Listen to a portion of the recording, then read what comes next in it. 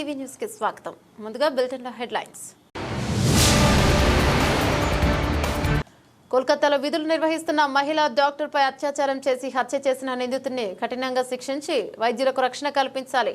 Indian medical association వైద్యులు demand. 24 గంటల పాటు విధులు బహిష్కరించి మదనపల్లె జిల్లా ప్రభుత్వ ఆసుపత్రి నుండి సబ్ కలెక్టర్ కార్యాలయం వరకు ర్యాలీ నిర్వహించిన ప్రభుత్వ ప్రైవేట్ డాక్టర్లు.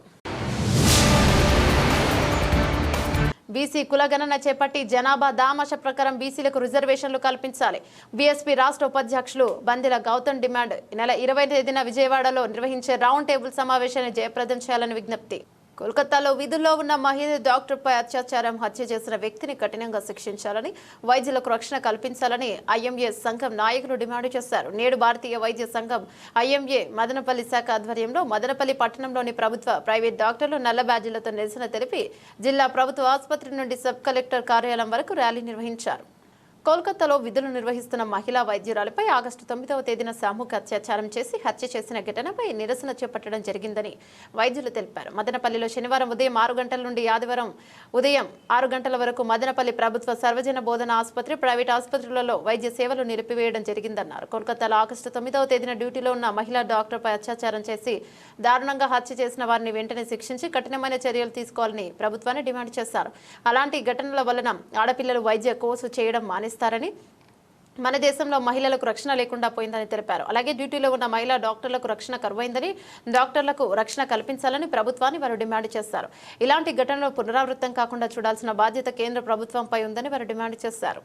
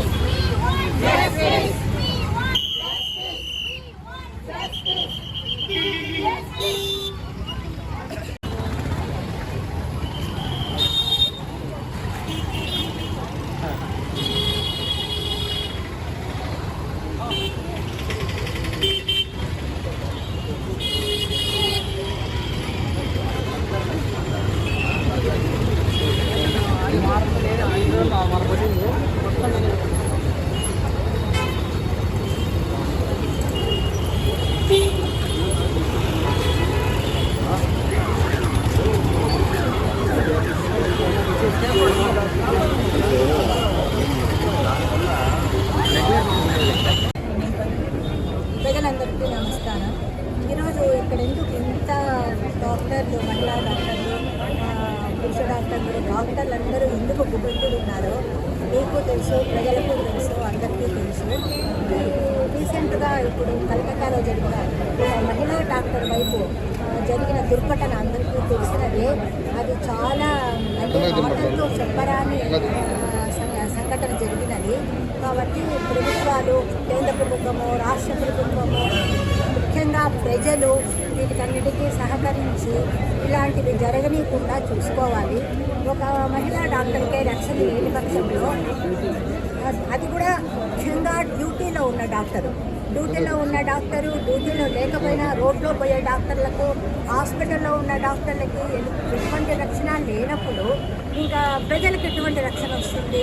ప్రజలకు రక్షణ అంటే ఏంటి? మెయిన్గా ప్రాణాలకు రక్షణ ఇవ్వడానికి ఇప్పుడు డాక్టర్లు అందరూ సంశయిస్తే మీకు అసలైన చికిత్స దొరకదు. ఇప్పుడు ఇట్లా క్యారెక్టర్కే అసాసినేషన్ అవుతే ఇంకా డాక్టర్లు అనేవాళ్ళు ఇంకా ఆడపిల్లలు చదవడం మానేస్తారు, చదవకుండా ఇళ్లలో కూర్చుంటారు.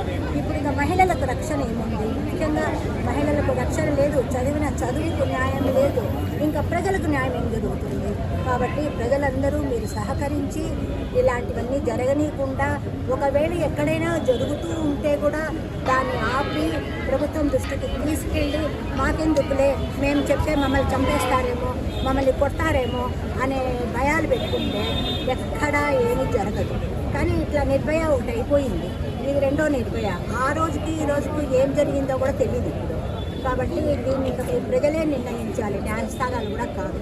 ప్రజలు నిర్ణయించి మీరు జడ్జిమెంట్ తీసుకుంటే రక్షణ కల్పించాలి.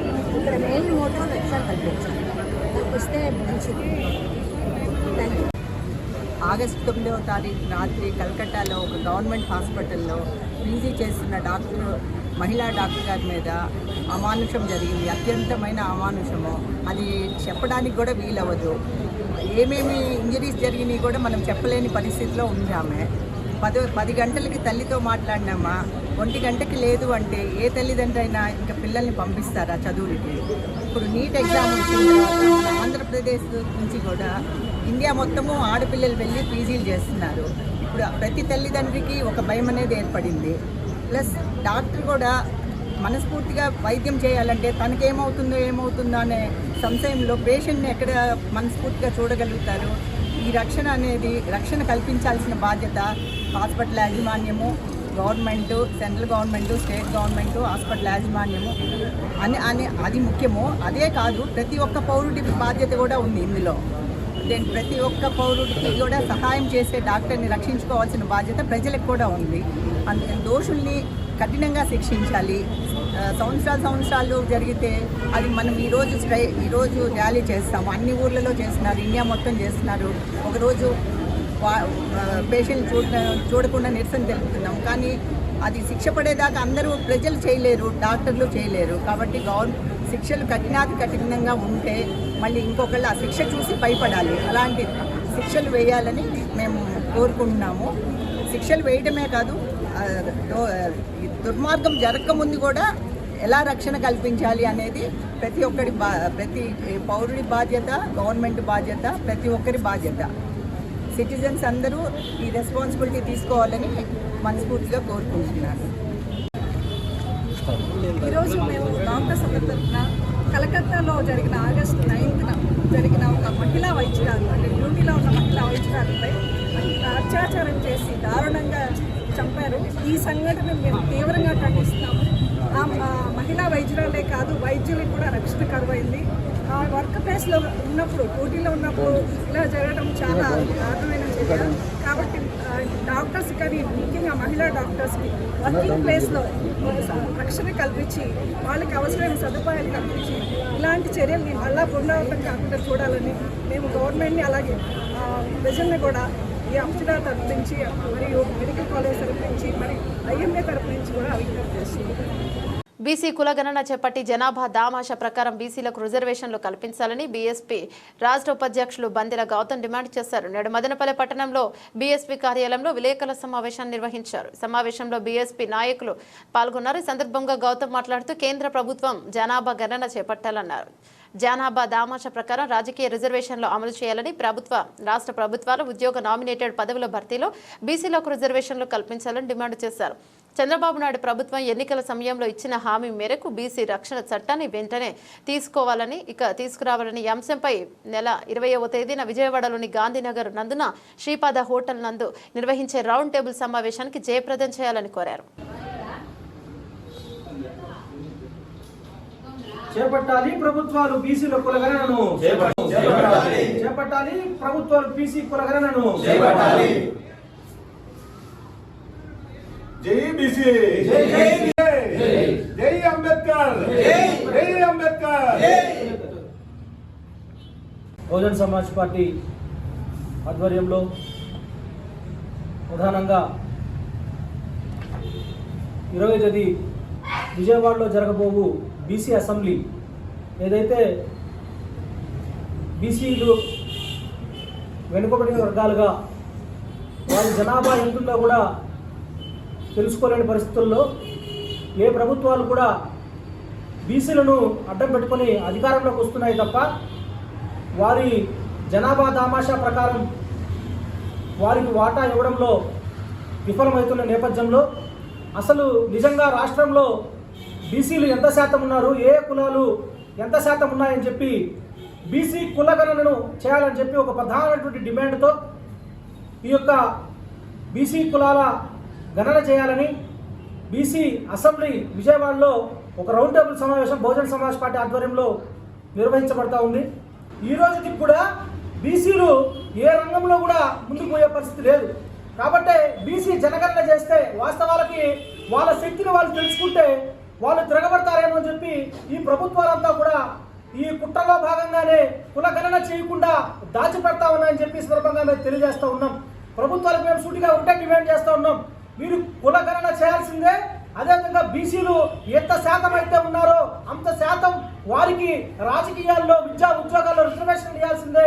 ప్రమోషన్లో కూడా రిజర్వేషన్ కల్పించాలని చెప్పి మేము ప్రత్యేకంగా డిమాండ్ చేస్తూ ఉన్నాం. నేను ఒకటే చెప్తా ఉన్నా, ఖచ్చితంగా బీసీలకు వాళ్ళ జనాభా దామాషా ప్రకారం రిజర్వేషన్లు కల్పించాలి. 50% సీట్లు ఏ రాజకీయ పార్టీ అయినా సరే వాళ్ళకు 50% రిజర్వేషన్లు అన్ని బీసీ కులాలకు వాళ్ళ వాళ్ళ జనాభా దామాషా ప్రకారం వాళ్ళకి ఇవ్వాలని మేము డిమాండ్ చేస్తూ ఉన్నాం. అదేవిధంగా మరి బాధాకరమైన విషయం ఏంటంటే చిన్న చిన్న కులాలైనటువంటి వడ్డెల కులాలకు కానీ చాకలి కులాలకు కానీ మంగళ నాయ బ్రాహ్మణ కులాలకు అసలు ఒక్క ఎమ్మెల్యే సీటు కూడా ఇచ్చే పరిస్థితి ఆంధ్రప్రదేశ్ రాష్ట్రంలో కనపడలేదు. ఇవన్నీ పోవాలంటే కులగణన జరగాల్సిందే. ఏ కులం జనాభా శాతం ఎంతుందో తేలాల్సిందే.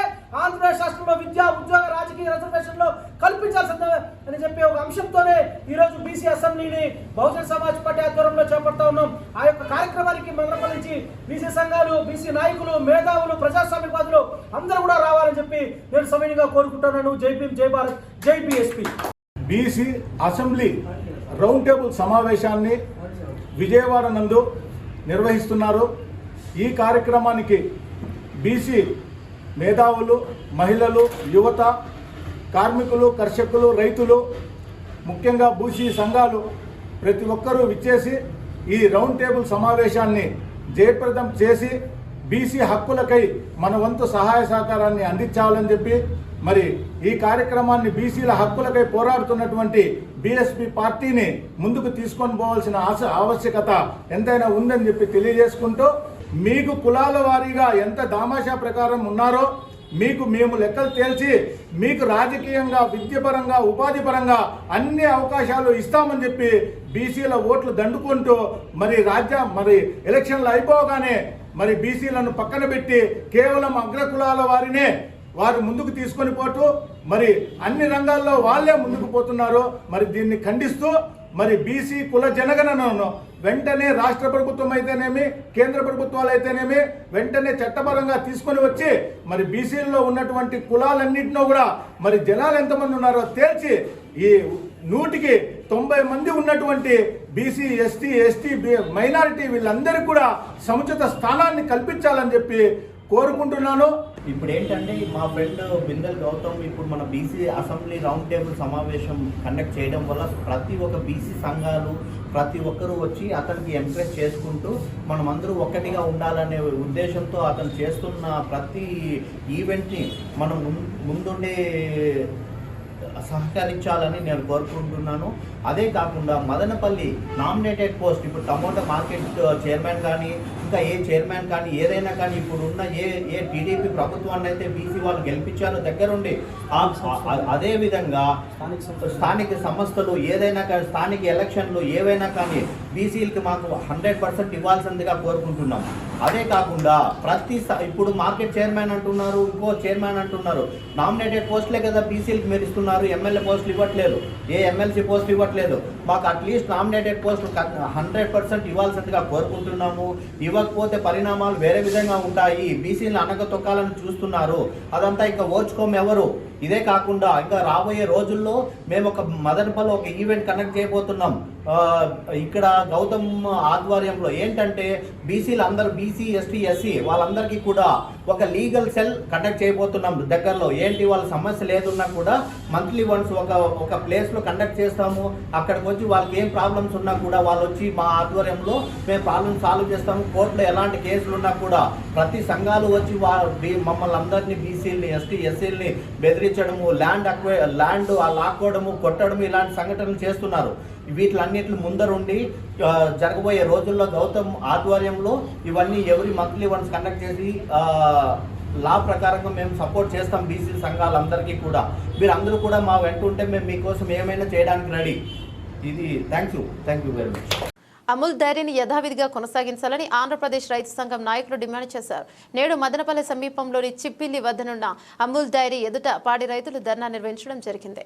సందర్భంగా వారు మాట్లాడుతూ గతంలో సచివాలయ సిబ్బంది, వెటర్నరీ డాక్టర్లు కలిసి వాలంటీర్లతో అమూల్ డైరీకి పాలు సేకరించాలని, అమూల్ డైరీ వల్ల పాడి రైతులకు మంచి రేట్లు వస్తున్నాయన్నారు. పలు గ్రామాల్లో అమూల్ పాల కేంద్రాలు ఏర్పాటు చేసినట్టు తెలిపారు. ప్రస్తుత ప్రభుత్వంలో ఈ నెల 20వ తేదీ నుండి ఆ సెంటర్లో మూసివేస్తున్నట్లు అమూల్ కేంద్రం ఉత్తర్వులు జారీ చేయడంతో తిరుపతి జిల్లా చంద్రగిరి నియోజకవర్గం ఎర్రివానిపాలెం మండలం చిన్నగొట్టికల్లు మండలం పాడి రైతులు ధర్నాకు దిగారని గుర్తు చేశారు. రాష్ట్ర ప్రభుత్వం అమూల్ డైరీని కొనసాగించి రైతులకు అండగా నిలబడుతుందా లేక అమూల్ డైరీని మూసివేసి ప్రైవేట్ డైరీలకు మేలు చేకూరుస్తుందో ప్రభుత్వం సమాధానం చెప్పాలని డిమాండ్ చేశారు. కార్యక్రమంలో సిపిఐ జిల్లా కార్యవర్గ సభ్యులు, సిపిఐ చంద్రగిరి నియోజకవర్గ కార్యదర్శి బండి చలపతి, మదనపల్లి నియోజకవర్గ కార్యదర్శి మురళీ మాధవ్ రెడ్డి తదితరులు పాల్గొన్నారు. రాష్ట్ర ప్రభుత్వం ఉండే నిర్లక్ష్య వైఖరి, రైతుల పట్ల రాష్ట్ర ప్రభుత్వం ఉండే నిర్లక్ష్య వైఖరి కొనసాగించాలి. అమూల్ డైరీని కొనసాగించాలి. అమూల్ డైరీని కొనసాగించాలి. We want justice. We want justice. Amul డైరీని కొనసాగించాలి. అమూల్ డైరీని కొనసాగించాలి. అమూల్ డైరీని కొనసాగించాలి. అమూల్ డైరీని కొనసాగించాలి. రైతులకు అండగా ఉన్న అమూల్ డైరీని కొనసాగించాలి. అమూల్ డైరీని కొనసాగించాలి. అమూల్ డైరీని కొనసాగించాలి. అమూల్ డైరీని కొనసాగించాలి. రైతుల పట్ల రాష్ట్ర ప్రభుత్వం ఉండే నిర్లక్ష్య వైఖరి.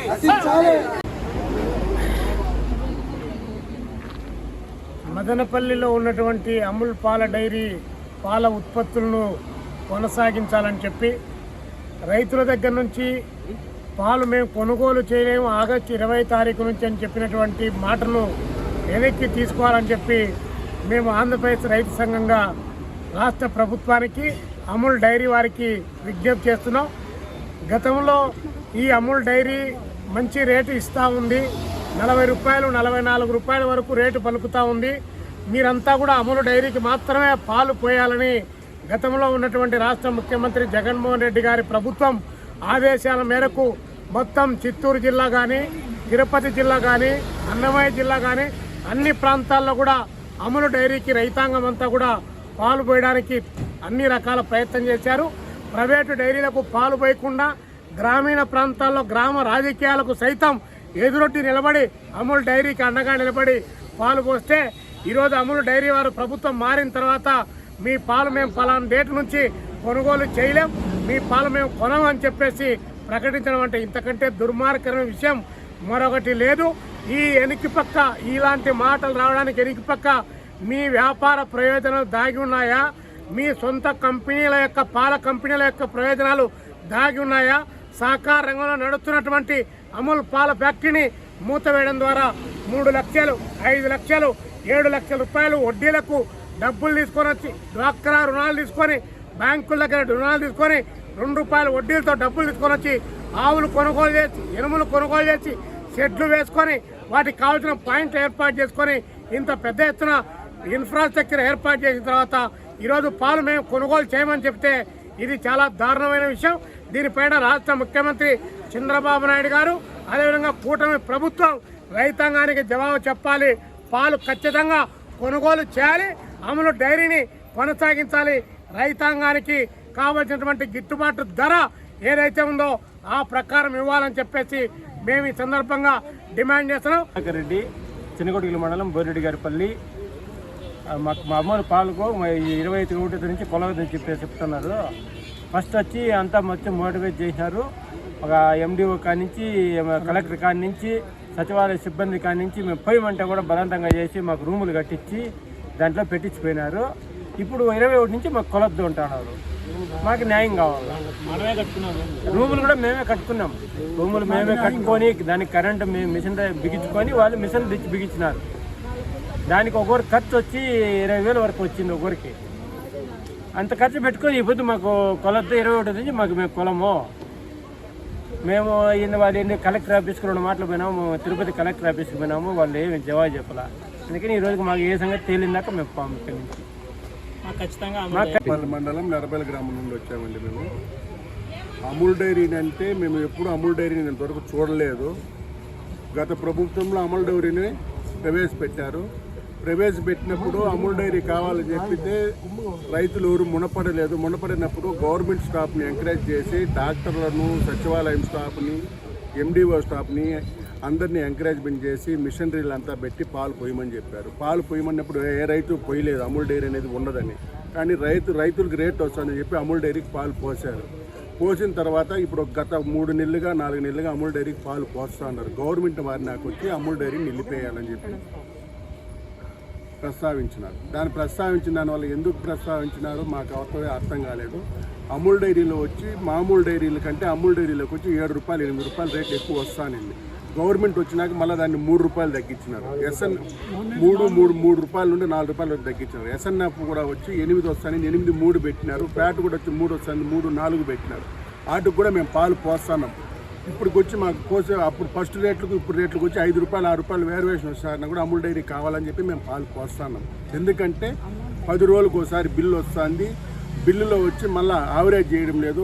వచ్చిన డబ్బులు రైతులు కరెక్ట్గా అకౌంట్లలో పడిపోతుంది. సంతోషంగా రైతులు పడిన కానీ సంతోషంగా తీసుకుంటాను అమూల్ డైరీకి పాలు పోస్తే. ఇప్పుడు వచ్చినాక మిగతా డైరీలు వచ్చి ఆవరేజ్ చేస్తుంది. ఈ డైరీ వచ్చి ఆవరేజ్ చేయదు. ప్రతి రూపాయి ప్రతి రైతుకు ప్రతి రూపాయికి వాడికి ఎంత బిల్లు పడుతుందో అంత డబ్బులు ప్రతి రైతుకు ఆ రోజు అమౌంట్ పడే డబ్బులు 10 రోజులకు ఒకసారి వాళ్ళ పే స్లిప్లో వచ్చి ఎంత పడుతుందో అంత డబ్బులు బ్యాంకులో పడిపోతుంది. బట్ వచ్చి ఇప్పుడు ఏమవుతుందంటే అమూల్ డైరీని నిలిపేయాలంటున్నారు. నిలిపేయాలంటే అమూల్ డైరీకి పోసిండే పాలని అదర్స్ డైరీలో నూరు మేము పోసుకోము అంటున్నారు. రైతుల పరిస్థితి ఏమిటి? ఇప్పుడు అమూల్ డైరీ అనేది పెట్టినాక డాక్రాలో లోన్లు తీసుకున్న వాళ్ళు ఉన్నారు, బంగారు పెట్టి లోన్లు తీసుకునే ఉన్నారు, బ్యాంకులో లోన్లు పెట్టి తీసుకుని ఉన్నారు, భూమి పాస్బుక్లు పెట్టి క్రాప్ లోన్లు పెట్టి లోన్లు తీసుకునే వాళ్ళ పరిస్థితులు ఉన్నాయి. ఇప్పుడు వాళ్ళు లోన్లు ఎట్టగట్టుకోవాలి. ఇప్పుడు ఆవును 1 లక్ష రూపాయలు పెట్టి కొనకొచ్చిన ఆవును ఇప్పుడు ఆవును అమ్మాలంటే 30,000 40,000 కూడా కొనే పరిస్థితి లేవు. ఆవుల వ్యాపారస్తులు అనేది కూడా ఊరు తిరగడం లేదు. అమూల్ డైరీ ఎత్తేస్తారో ఆవుల రేట్లు తక్కువ. మాకు 25 తేదీ నుండి వేరే క్యాన్ ఏ డైరీ ఈదు. ఏ డైరీ కూడా అమూల్ డైరీకి పాలు పోసుకునే వాళ్ళు వచ్చి ఆ పాలు వాళ్ళు పోసుకోరు. వాళ్ళ రైతులు ఆ పాలు పోసుకోవాలంటే ఎక్కడ పోసుకోవాలా? ఆ పాలు పోసుకోవాలంటే వాళ్ళు ఎక్కడ పోసుకోవాలనేటికంటే మాకు అమూల్ డైరీని కొనసాగించాలి. రూపాయి తగ్గించినా రూపాయి ఎక్కించినా అమూల్ డైరీని కొనసాగిస్తే అమూల్ డైరీకే పోసుకుంటాము.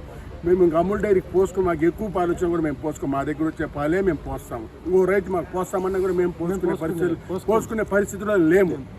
వాళ్ళంతా యూనిట్ అయ్యి మీరు పోయిద్దని అన్నారు. ఇప్పుడు మా దగ్గరికి వస్తే మేము ఆ మాట మా దగ్గర ఉండే పాలు మా దగ్గర ఉండే క్వాలిటీ పాలు వరకు అమూల్ డైరీకి పంపిస్తాము.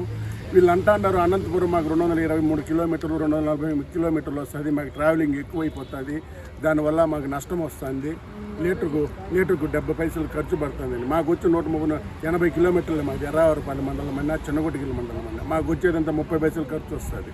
మా 30 పైసలు ఖర్చు కోసం ఆడాడ మమ్మల్ని నిలిపేసి మేము రైతులు చెడిపోతాం సార్, మమ్మల్ని రైతులు కాపాడాలని చెప్పి అమూల్ డైరీని కోరుతాను. గవర్నమెంట్ వాళ్ళు ఎవరైతే ఉన్నారో అంగన్వాడీకి పాలు పోనీకుండా ఆపేశారో అని చెప్పి వీళ్ళు రీజన్ చెప్తున్నారు. అది వాళ్ళు ఏమన్నా చేసుకుంటే ఎట్లన్నా ఉండండి. ఇప్పుడు ఈ గవర్నమెంట్ ఇప్పుడు జగన్మోహన్ రెడ్డి గారు వచ్చినప్పుడు ఇది రైతులకి మంచి చేయాలని చెప్పి తీసుకొచ్చినది. ఇది వచ్చిన 10 రోజులు రైతులు ఇట్లే ఒక్కొక్క పుకారు వచ్చే కొందికి నమ్మకుండా ఎవరు పోసారు. కరెక్ట్గా 11వ తేదీ వస్తే 21వ తేదీ నుంచి ప్రతి ఒక్క రైతు నమ్మకం తీసుకొచ్చి పోసారు. అట్లాంటప్పుడు ఇప్పుడు సడన్గా ఇప్పుడు చంద్రబాబు నాయుడు గారు నేనేం ఉద్దేశించలేదు. కాకపోతే వీళ్ళు చెప్పే రీజన్ అంటే అమూల్ వాళ్ళది అంగన్వాడీకి పాలు పోనీకుండా ప్రభుత్వం ఆపేసింది, అందువల్ల మాకు లాస్ వస్తుందని మేము ఆపేస్తున్నాము అంటున్నారు. లాస్ వస్తుందని ఆపేస్తే రైతుల మీద తినేస్తే ఇప్పుడు రేటు కూడా తగ్గించారు. ఎస్ఎన్ఎఫ్ పెంచారు, రేట్ తగ్గించారు. అయినా పాలు ఏ రైతు పోయకుండా ఆపలేదు. ప్రతి ఒక్క రైతు పోస్తూనే ఉన్నారు. అట్లాంటప్పుడు మళ్ళీ ఇదే కొనసాగించవచ్చు కదా. మేము ఇప్పుడు కూడా చెప్పాము, ఇప్పుడు కూడా ఏజెంట్తో మాట్లాడాము. మెయిన్ వాళ్ళకి మేము ఎటువంటి ఏదైతే చెప్పామో మమ్మల్ని కరెక్ట్గా మాకు అది కనుక్కొని మాకు ఇప్పుడు రిజల్ట్ ఇమ్మనే చెప్పాము. మాకు ఇప్పుడు ఇంకా 1 రూపాయి తగ్గించినా మాకు ఇబ్బంది లేదు. మాకైతే సెంటర్ కావాలి. మీకు ఎప్పుడైతే లాభాలు వస్తాయో అప్పుడే మాకు పెంచండి. మదనపల్లి ఆర్టీసీ 1 డిపో ఈపీఎం నందు రాష్ట్రంలోనే మొదటి స్థానంలో నిలిచిందని డిపో మేనేజర్ వెంకటరమణారెడ్డి తెలిపారు. నేడు ఆయన ఛాంబర్ నందు ఎంసీటీవీతో మాట్లాడారు. మదనపల్లి ఆర్టీసీ 1 డిపోకు కొత్త ఎక్స్ప్రెస్ బస్సులు రానున్నాయని చెప్పారు.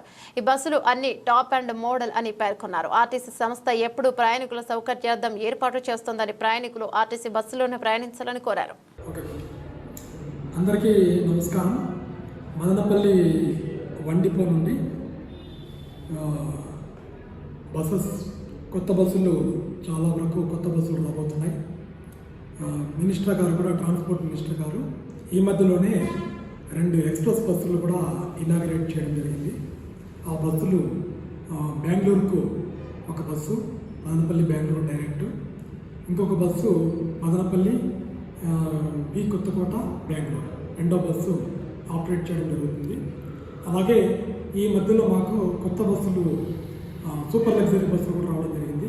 సూపర్ లగ్జరీ బస్సులు ఇప్పుడు మదనపల్లి నుంచి హైదరాబాదు టు జీడిమెట్ల రాత్రి 8 గంటలకు ఇక్కడ నుండి బయలుదేరి ఆపరేట్ చేయడం జరుగుతుంది. ఆ బస్సులు చాలా కంఫర్ట్గా ఉంటాయి. ఈ కొత్త బస్సులన్నీ కూడా Ashok Leyland BS6 vehicles. Seats కూడా బాగా కంఫర్ట్గా ఉంటాయి. సీట్కు మధ్యలో చాలా గ్యాప్ ఉండడం వల్ల కంఫర్ట్గా కూర్చోవచ్చు. అలాగే వెహికల్ కండిషన్ కూడా చాలా బాగుంటుంది కాబట్టి మంచి పికప్ ఉంటుంది. మనము తొందరగా రీచ్ కావచ్చు ప్లేస్కు కంఫర్ట్గా టైం ప్రకారం. అలాగే ప్రతి సీట్ దగ్గర కూడా సెల్ ఛార్జర్ పెట్టడం వల్ల మనము సెల్ ఫోన్స్ ఈజీగా మనం ఛార్జింగ్ చేసుకోవచ్చు. ఒక 40 ఇంచెస్ LED టీవీ ఫెసిలిటీ కూడా ఉంది. కాబట్టి ఈ అవకాశాన్ని ప్రజలందరూ కూడా సద్వినియోగం చేసుకొని రాత్రి 8 గంటలకు బయలుదేరేటువంటి బస్సులో సీట్స్ రిజర్వ్ చేసుకుంటారని కోరుకుంటున్నాం.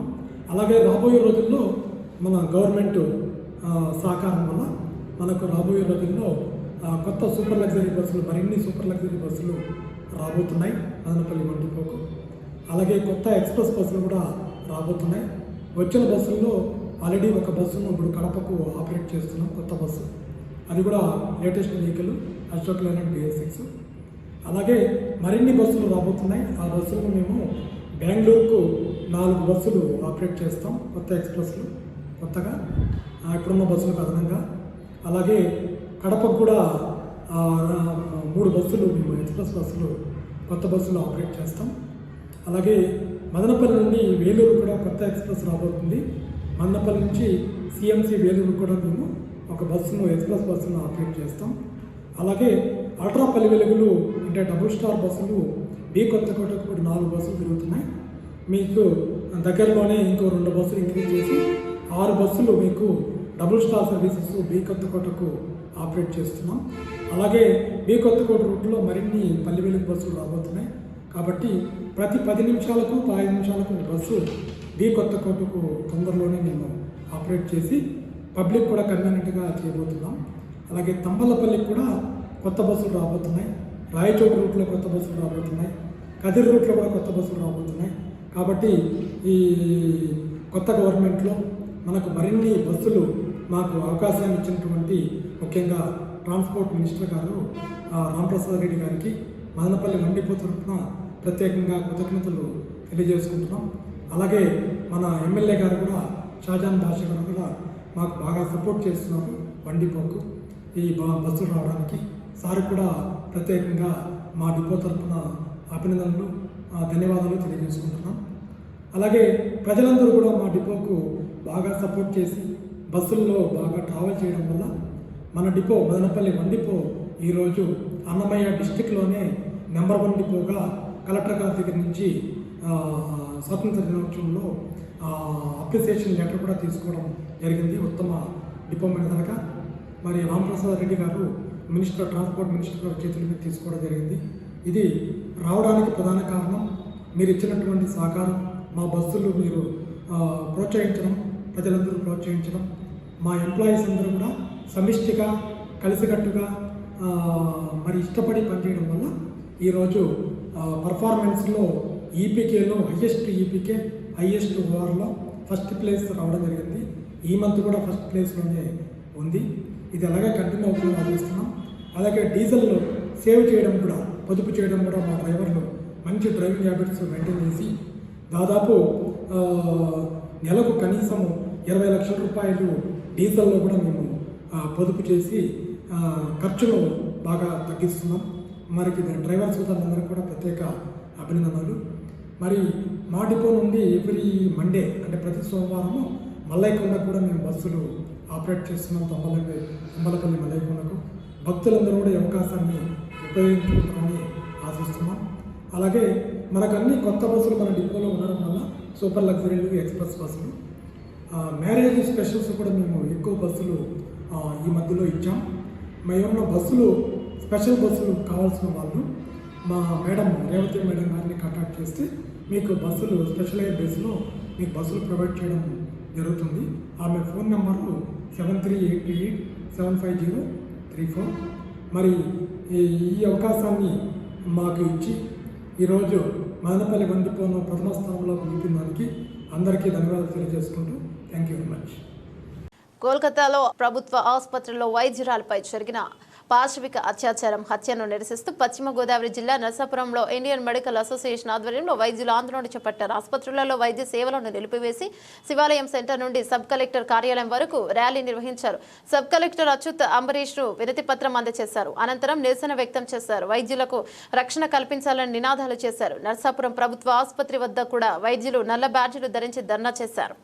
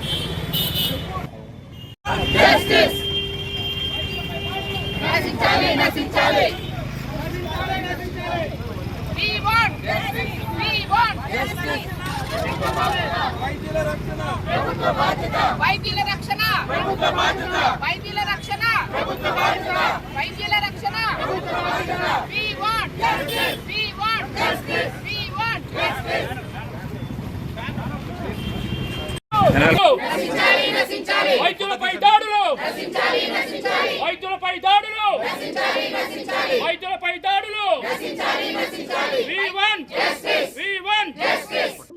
గత 9 రోజులుగా ఏం జరుగుతుంది దేశంలో అనేది గమనిస్తున్నారు.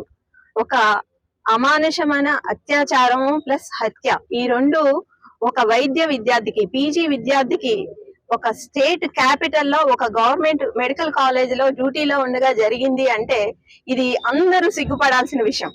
ఈ విషయాన్ని 9 రోజులుగా దాన్ని ఇన్వెస్టిగేషన్ ప్రోగ్రెస్ అవ్వకుండా అన్నిటినీ ప్రొలాంగ్ చేస్తూ డిలే చేస్తూ ఇప్పటి వరకు దోషులని కరెక్ట్ గా పట్టుకోలేదు. కానీ ఇంతవరకు శిక్ష ఏమాత్రము ఇన్వెస్టిగేషన్ కానీ ఏది ప్రాసెస్ అవ్వకుండా ఇన్ని రోజులు పడుతుంటే సామాన్య మానవుడికి ఎలా ఉంటుంది? ఇంకా ఇంత చదువుకొని 10 సంవత్సరాలు కష్టపడి గోల్డ్ మెడల్ సాధించాలని ఆశతో ఉన్న ఒక అమ్మాయి జీవితము ఇలా అక్రమంగా అన్యాయంగా ఏ సినిమాకి తీసిపోని విధంగా క్రైమ్ స్టోరీకి ఇంత భయంకరమైన చావుని కొని తెచ్చి పెట్టిన పరిస్థితులు ఏంటి? ఆ పరిస్థితుల కారణాలు ఎవరు? వీళ్ళందరినీ అనాలిసిస్ చేసి ఈ సిస్టమ్ ని మార్చి ఓన్లీ డాక్టర్స్ అనే కాదు, మన సమాజంలో లేడీస్ అందరికీ కూడా ప్రొటెక్షన్ పెరగాలి. ఒక వర్క్ కి వెళ్ళిన అమ్మాయి ఇంటికి వచ్చేదాకా తల్లిదండ్రులు గాని భర్త గాని ఎంత టెన్షన్ పడుతున్నారు అనేది మీరందరూ గమనిస్తున్నారు. ఇవన్నీ పరిస్థితులు మారాలి, మంచి రోజులు రావాలని కోరుకుంటూ మా Narsapuram IMA IDA lady doctors అందరూ దీనికి సంఘీభావంగా మేము ఈ రోజు ధర్నా చేస్తున్నాము. అది మీకు ఈ రోజు మేము ప్రజెంట్ చేస్తున్నాం. తూర్పుగోదావరి జిల్లా ధవళేశ్వరంలో సంచలనం కలిగించిన 2 బాలికల కిడ్నాప్ కేసును పోలీసులు ఛేదించి కిడ్నాప్ అయిన అక్క చెల్లెలను క్షేమంగా తల్లిదండ్రులకు అప్పగించారు. నిందితుడు మారోజు వెంకటేష్ ను పోలీసులు అదుపులోకి తీసుకున్నారు. జూలై 22న ధవళేశ్వరంలో తన పిల్లలు అపహరణకు గురైన విషయాన్ని బాలికల తల్లి సునీత పోలీసులకు ఫిర్యాదు చేయగా పోలీసులు సరిగ్గా స్పందించకపోవడంతో ఆమె పిఠాపురం వచ్చి తెలుగుదేశం పార్టీ రాష్ట్రం అధికార ప్రతినిధి మాజీ ఎమ్మెల్యే వర్మను ఆశ్రయించారు.